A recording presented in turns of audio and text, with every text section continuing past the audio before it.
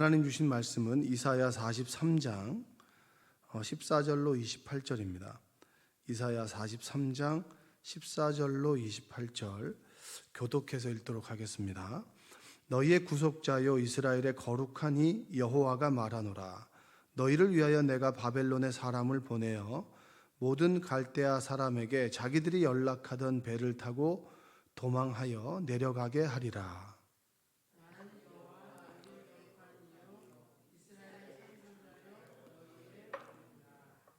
나 여호와가 이같이 말하노라. 바다 가운데 길을 큰 물 가운데 지름길을 내고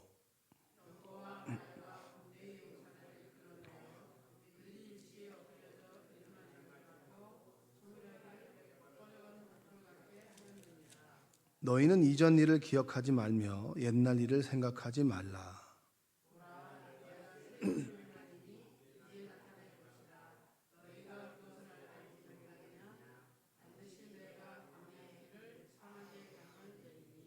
장차 들짐승 곧 승냥이와 타조도 나를 존경할 것은 내가 광야의 물을 사막의 강들을 내어 내 백성 내가 택한 자에게 마시게 할 것임이라.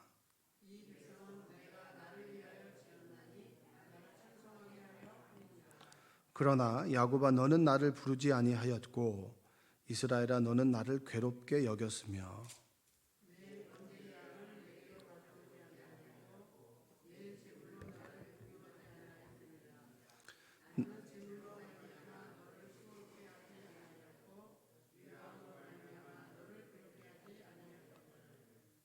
너는 나를 위하여 돈으로 향품을 사지 아니하며 희생의 기름으로 나를 흡족하게 하지 아니하고 내 죄 짐으로 나를 수고롭게 하며 내 죄악으로 나를 괴롭게 하였느니라.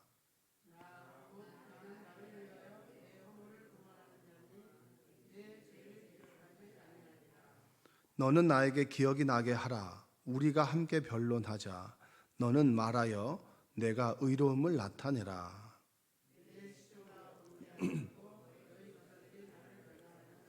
함께 읽겠습니다.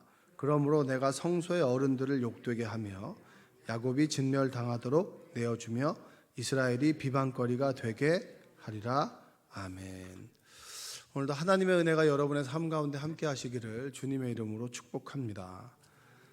성경을 통해서 우리가 봐야 되는 것은 하나님은 어떤 분인가라고 하는 겁니다. 하나님을 어떤 분인가를 알면 우리가 어떤 사람인 줄 알고, 그리고 우리가 어떤 사람인 줄 알면 하나님이 우리에게 왜 필요한지를 알 수가 있는 거죠. 하나님이 우리를 구원하신다라는 얘기는 뒤집어 보면 우리가 스스로를 구원할 수 있다는 겁니까? 없다는 겁니까? 여러분이 아프면 스스로 병을 치유할 수 있어요? 없어요? 그렇죠? 요즘에 마음의 병도 있고 육신의 병도 있는데 뭐 간단한 것이야, 뭐 감기야 이런 것들은 좀 자고 일어나면 괜찮겠지만 그 외에 다른 질병들은 우리가 스스로 알 수 있는 것이 별로 없습니다. 그리고 의사들이 많은 것을 해줄 수 있는 것 같지만 사실 의사들이 해줄 수 있는 부분도 사실은 별로 없습니다. 전문가의 영역에서 약을 처방하고 그리고 뭐 째고 드러내고 그렇지만 치유하고 회복하게 하시는 것은 하나님이시지 사람이 할 수 있는 부분이 지극히 적다. 그걸 인정하게 되면 우리가 하나님을 온전히 믿게 되는 것이죠. 하나님이 어떤 분이냐라고 했을 때 43장에서는 어떻게 얘기하느냐. 어제 우리가 그런 얘기를 말씀드렸습니다. 너를 창조하셨다. 하나님께서 우리를 창조하시는 분이다. 그리고 이스라엘을 지으신 분이다. 우리를 구원하시고 인도하시는 분이다. 뭐 그런 말씀 드렸었고, 그래서 그분이 우리를 뭐라고 합니까? 너는 내 것이라 라고 말씀하셨다. 그래서 나는 하나님의 소유가 된 사람들이다. 그게 주는 안정감과 기쁨이 굉장히 큰 것이죠. 자, 그러면 오늘 14절 이하에서는 하나님은 어떤 분이신가 한번 찾아보겠습니다. 14절 한번 읽어볼까요? 너희의 구속자요 이스라엘의 거룩하니 여호와가 말하노라. 너희를 위하여 내가 바벨론의 사람을 보내어 모든 갈대아 사람에게 자기들이 연락하던 배를 타고 도망하여 내려가게 하리라. 남유다가 바벨론에 의해서 무너졌습니다. 북이스라엘은 아수르에 의해서 무너지고, 그리고 아수르가 영원할 것 같았는데 바벨론에 의해서 무너지고 난 다음에 남유다가 무너졌습니다. 그러면 남유다 사람들은 바벨론이 영원할 것 같다라고 생각했죠. 근데 결국은 바벨론도 페르시아에 의해서 무너질 것이다. 이 얘기를 하는 이유는 뭐냐? 페르시아가 지나고 난 다음에 이제 로마가 들어오잖아요. 로마가 들어오고, 그리고 쭉쭉쭉 이렇게 강대국들이 영원할 것 같던 그 나라도 일시에 무너지게 된다. 그러면 너희들을 구원하실 분이 누구시냐? 너희들의 인생을 이끌어 나가시고 이스라엘의 역사를 이끌어 나가시는 분이 누구시냐라고 했을 때 바로 하나님이다, 이런 거죠. 여러분의 인생의 역사를 이끌어 가시는 분이 누구세요? 인생의 시간마다 여러분의 인생을 매듭 짓고 풀어 가시고, 그리고 다시 그 일을 이루어 가시는 분이 누구시냐? 바로 하나님이다. 우리의 인생의 역사를 이끌어 가시는 분이 하나님이시고, 이스라엘의 역사 또한 마찬가지다. 지금 포로된 우리이지만, 이스라엘 민족이지만, 그럼에도 불구하고 하나님께서 여러분의 역사를 이끌어 나가신다. 그 얘기를 지금 이사야가 이스라엘 민족에게 하고 있는 겁니다. 너희들이 우상에 빠져 있을 때 하나님께서는 누구를 들어서 쓰셨느냐? 바벨론을 들어서 너희들을 일깨웠다는 거예요. 근데 그들에게 상처가 뭐냐면, 자, 바벨론은 야만족 아니냐, 하나님을 모르는 사람 아니냐, 근데 우리는 하나님을 알지 않았냐, 근데 어떻게 그들을 통해서 우리를 이렇게 아프게 하느냐. 이게 굉장히 그 이스라엘 민족에게는 상처였습니다. 그래, 내가 하나님을 그래도 우상숭배를 했다 해도 하나님을 믿었는데 하나님을 모르는 그들에 의해서 우리가 이렇게 어려움을 당하는 것이 맞느냐, 이런 질문이 있었어요. 근데 바벨론을 일으키는 분도 하나님이다. 그리고 그 바벨론도 결국에는 심판의 대상이 될 것이다. 그래서 누구에 의해서 무너집니까? 제가 말씀드렸던 페르시아에 의해서 무너지잖아요. 그러니까 그게 바로 이스라엘 역사고, 그 역사를 이끌어 가시는 분이 누구시다? 하나님이다. 한번 따라서 해볼까요? 역사를 이끌어 가시는 분이 하나님이시다. 예, 그 다음에 15절부터 17절 한번 볼까요? 나는 여호와 너희의 거룩한 이요 이스라엘의 창조자요 너희의 왕이니라. 나 여호와가 이같이 말하노라. 바다 가운데의 길을 큰 물 가운데 지름길을 내고 병거의 말과 군대의 용사를 이끌어내어 그들이 일시에 엎드려져 일어나지 못하고 소멸하기를 꺼져가는 등불 같게 하였느니라. 어제 제가 말씀드렸습니다. 바다 가운데 길을, 이게 어떤 사건이죠? 홍해잖아요, 홍해.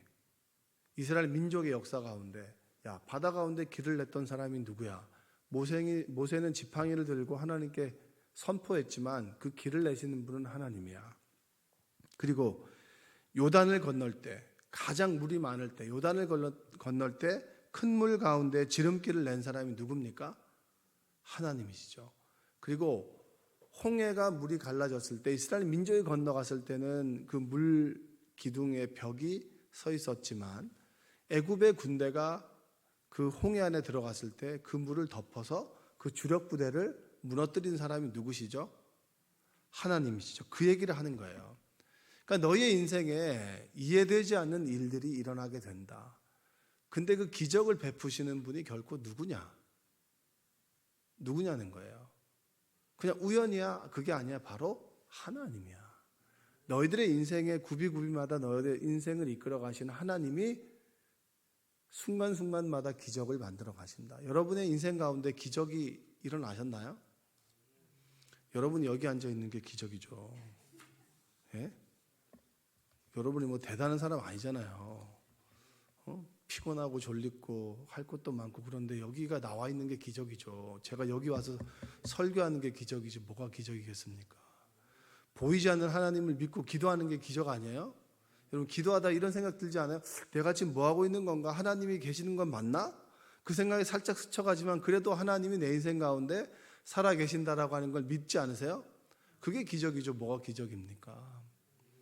여러분이, 우리 입술이 하나님을 고백하는 게 기적 중에 기적입니다. 우리는 대단하게 그렇게 믿음이 좋은 사람들이 아니에요. 그러나 하나님께서 우리를 택하셔서 하나님 안에 젖어들고, 그리고 그 하나님을 믿지 않고는 내가 살아갈 수 없는 존재가 되었다라고 하는 것이, 그것이 기적이죠. 하나님을 믿는다고 해서 우리 이성이 없나요? 더 이성적이어지죠. 더 이성적이어지고 더 감정적이어지는 겁니다.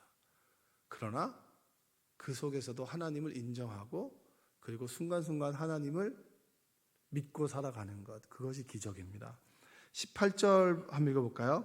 너희는 이전 일을 기억하지 말며 옛날 일을 생각하지 말라. 19절 보라 내가 새 일을 행하리니 이제 나타낼 것이라. 너희가 그것을 알지 못하겠느냐? 반드시 내가 광야의 길을 사막의 강을 내리니. 20절 장차 들짐승 곧 승냥이와 타조도 나를 존경할 것은 내가 광야의 물을 사막의 강들을 내어 내 백성 내가 택한 자에게 마시게 할 것임이라.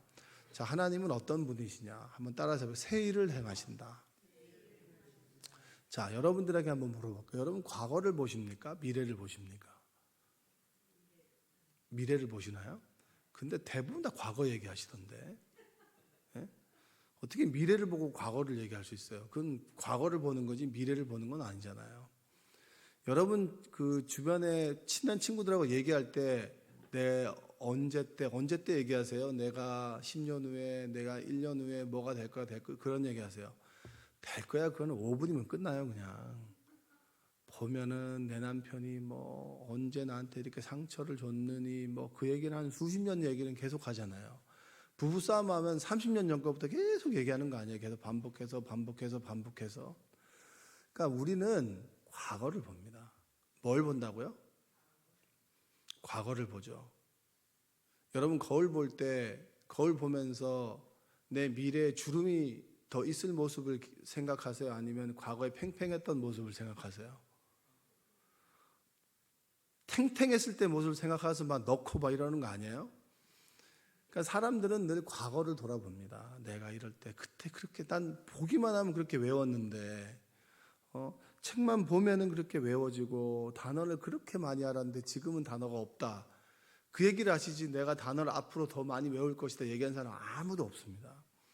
그리고 내가 앞으로 내 인생이 더 좋아질 것이다 라고 얘기하는 사람도 많이 없어요. 왜냐하면 우리는 미래지향적이기보다는 과거지향적입니다. 그러면 하나님을 믿는다라고 하는 얘기는 뭔가요? 과거지향적인 내가 미래를 바라보는 모습으로 바뀐다는 거예요. 신앙생활을 한다라고 하는 것이 뭡니까? 늘 과거에 얽매여서 후회하고 그리고 늘 과거에 애태우던 나의 삶에서 미래를 그리고 미래를 계획하고 미래를 소망하고 그리고 미래를 바라보는 삶으로 우리의 시선이 바뀌고 삶이 바뀌는 것이 바로 신앙생활입니다. 그래서 하나님께서는 늘 새로운 일을 행한다고 하시지 과거를 자꾸 뒤돌아보게 한다는 얘기는 안 하시는 거예요. 그래서 하나님께서는 새 일을 행하신다. 무슨 일을 행하신다고요? 여러분의 인생에 새로운 일이 생겼으면 좋겠어요? 아니면 과거가 계속 반복됐으면 좋겠어요? 그렇죠. 그게 바로 우리의 희망과 소망 아니겠습니까? 이전 일을 기억하지 말라는 거예요. 포로된 너희들이 한번 과거를 한번 생각해 보자. 너희들이 우상 숭배했지, 늘 하나님 떠났지, 하나님께 드릴 거 안 드리고 다 먹어 제꼈지. 왜 그들이 70년 동안 포로 생활을 하나요? 왜 하필 70년인가요? 여러분 하나님은 대단하게 치밀한 분입니다. 머리카락도 하나 세신다는 분이죠. 그래서 민수기는 출애굽한 사람들의 인구 조사를 한 거잖아요. 그렇죠? 그러니까 하나님이 술렁술렁한 사람은 아닌 거예요.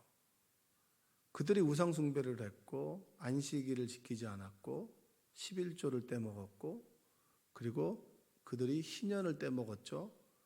하나님께서 하라고 하는 것들을 다 패스하고 자기가 편한 대로 했어요. 그게 다 해보니까 얼마예요? 70년인 거예요.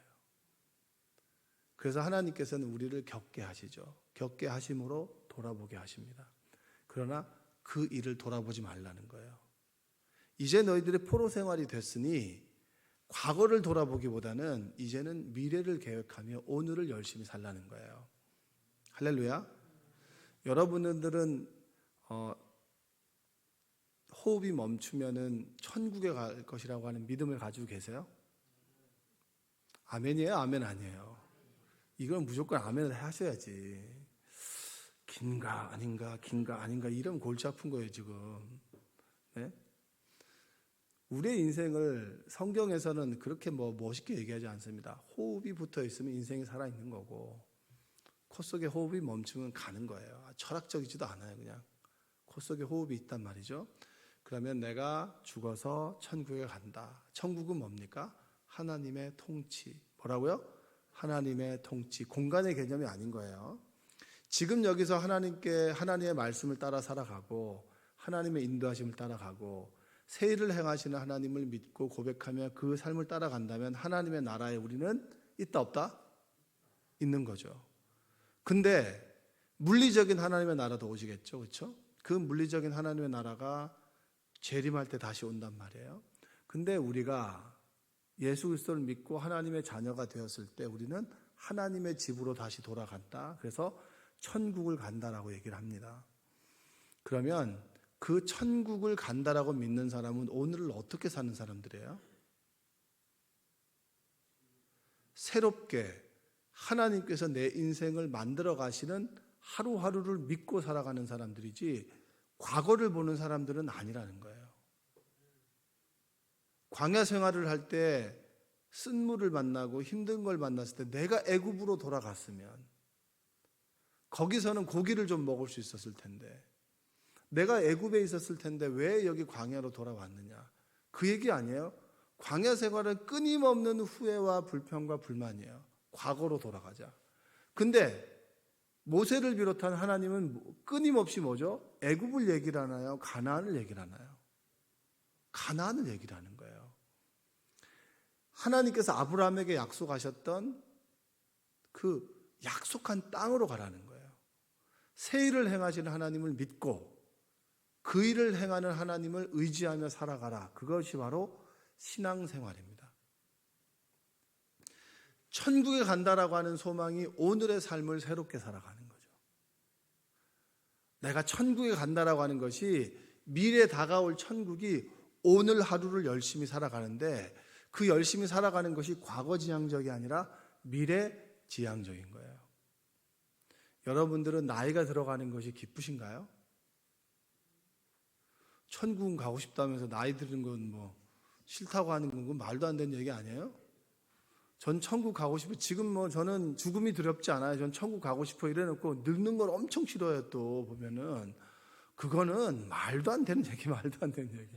그건 천국 가고 싶지 않다는 얘기지. 그렇지 않아요? 천국 가고 싶다는 사람은 이렇게 얘기해야죠. 저는 나이 드는 게 좋아요.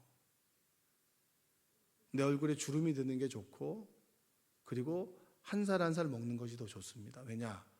하나님을 더 가까이 볼 수 있기 때문입니다. 이게 정답 아니에요? 천국은 가고 싶은데 늙는 건 싫고 그거는 여러분 그래서 우리가 인간이잖아요. 인간. 그러니까 하나님께서 우리를 귀엽게 봐주시는 거죠. 나이 드는 것이 행복할 수 있어야 됩니다.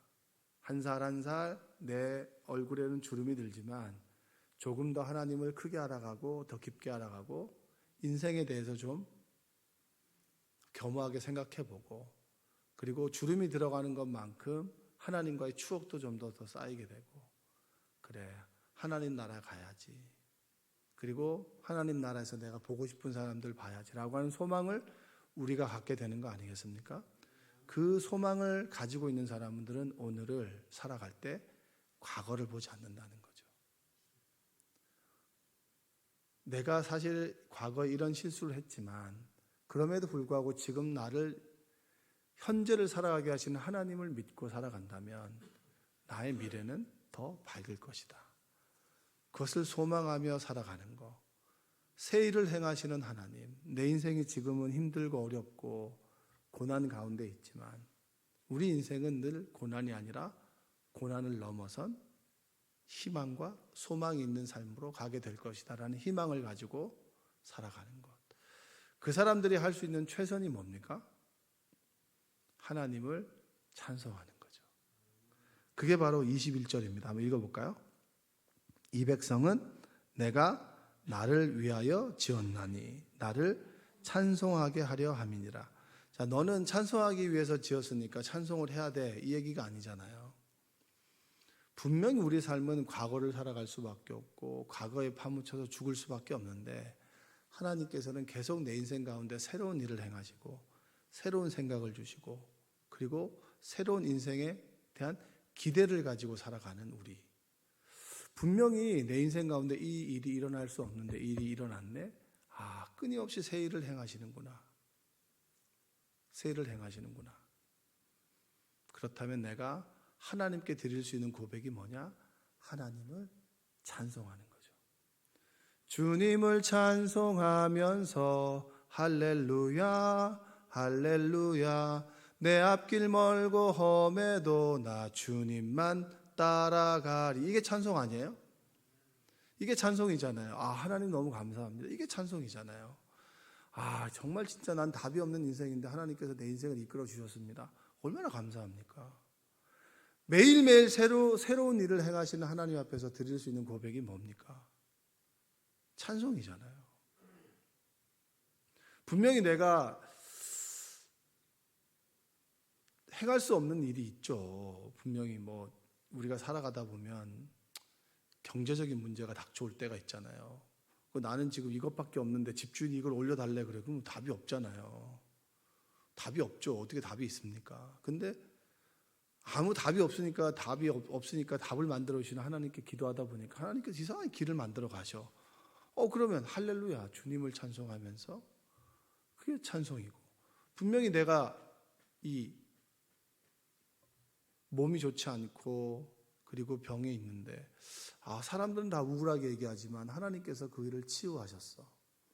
이번에 이제 원주에 있는 이건근 집사님 갔다 왔는데 참 기도가 되더라고요. 근데 저는 의학도 잘 모르고 어떻게 치유될지도 모르겠지만 갔는데 마음이 편안한 거예요.